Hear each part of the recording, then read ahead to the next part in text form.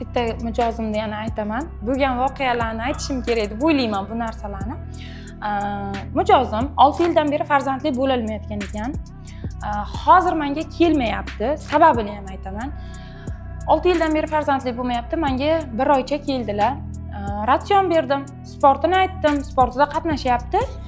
Kelyapti, vazni o'zgarmasdan turyapti-da, orada bir hafta yo'qolyapti, kelganda yana bir 3-4 kilo vazn qo'shib yig'ib kelyapti.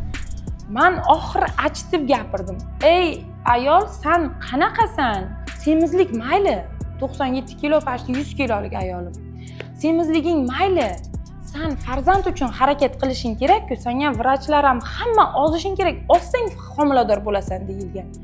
Nahotki sen farzand degan ne'mat turganda nafsingni ustun qo'yapsan, sen shunchalik darajada irodang yo'qmi? Shu savolni beryapman. Shunaqa achitib gapiryapmanki, sen uyal, qanaqa ayolsan? Sen erkak emassan, yotib olib, pashillatib tiqib yeydigan. O'zingni yig'ishtirasan yoki bu yerdan yig'ishtirib ket narsangni. Men ishlamayman agar sen shu yo'nalishda ketayotgan bo'lsang.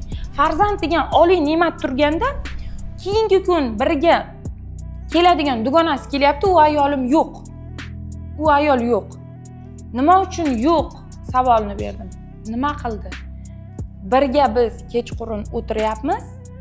U aytayaptiki, deyapti, "Ey, baribir ozmaymiz. Bor, menga bitta lavash ayt." "Yo'q, men choy ichaman" dedim. Men choy ichdim, lekin u lavash yedi deb dugonasi aytayapti. Maftu unga yordam berib bo'lmaydi. U nafsini baribir, mana siz shuncha gapirdingiz. Shunaqa darajada ayollar borki, nahot o'z ustida ishlamasa, farzand degan oliy ne'mat turganda nafsni quli bo'lib o'sha narsani yeyish kerak. Bilmadim nima kutadi ular hayotdan.